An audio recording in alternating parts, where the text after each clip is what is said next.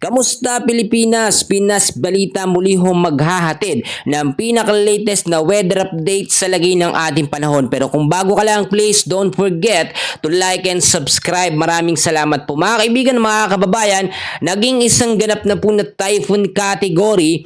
Ito nga pong si Bagyong Goryo na ngayon po ay nasa loob pa rin ng ating Philippine Area of Responsibility. Meron po itong lokasyon ngayon na 490 kilometers east of Itbayat, Batanes. May lakas ng hangin na umaabot na po sa 120 kilometers per hour. Pagbugso naman na umaabot pumapalo sa 150 kilometers per hour. May pagkilos pa westward po sa bilis na 25 kilometers per hour. So mga kaibigan, kung makikita nyo, itinaas na rin po ng Pag-asa ang storm wind signal number 1 sa ilang bahagi po ng Luzon, kasama dyan ng Batanes, no? Pag signal number 1 mga kaibigan, meron tayong warning lead time dyan na 36 hours. May lakas ng hangin from 39 to 61 kilometers per hour. Makikita nyo mabuti mga kaibigan sa pinaka tinatawag natin na track and intensity forecast na sa typhoon category siya mga kaibigan. Inaasahan na lalabas pa ito ng ating Philippine Area of Responsibility pagdating po ng Wednesday, no?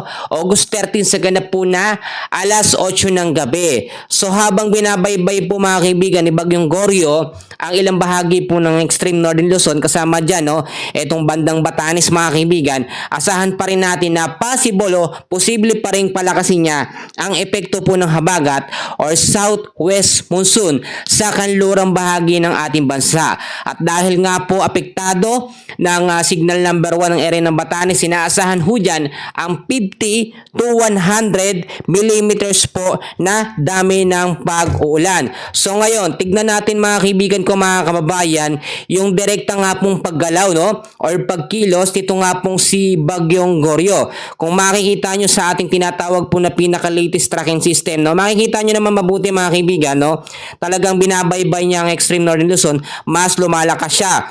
Pero ipagpasalamat natin mga kaibigan dahil po yung high pressure, no? Itong hangin na yan na nasa taas ay nakaka-epekto po para hatakin, no? Or pahinain ang epekto nito nga pong si Bagyong Goryo, Typhoon Goryo na nasa loob ng ating Philippine Area of Responsibility. So ngayong hapon, yung naranasan nating malakas na pag-uulan, grabe, isang bugso yan.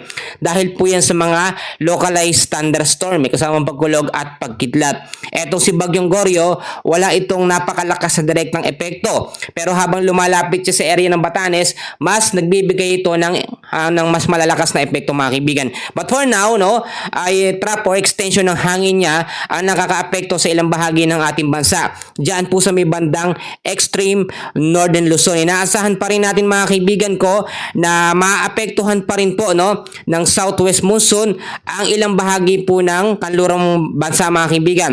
So yung mga lugar na posible pa rin maapektuhan dyan sa kanlurang bahagi ng ating bansa dahil po sa southwest monsoon ay ang Mimaropa, Palawan, Zambales, Bataan, Batangas, Cavite at Metro Manila. Sa extreme northern Luzon naman mga kaibigan, may mga lugar pa rin dyan na posibleng maapektuhan. Unang-una ang Batanes, no? Kasama yan ang Cagayan Valley, kasama dyan ang Isabela, Nueva Vizcaya at Quirino. Sa Ilocos region, possible din maapektuhan ang Ilocos Norte, Ilocos Sur, La Union at Pangasinan dahil sa trap or extension po ng kanyang hangin. Sa ngayon, yan muna ang pinaka-latest update natin sa lagay ng ating panahon, and please don't forget to like and subscribe. Maraming salamat po.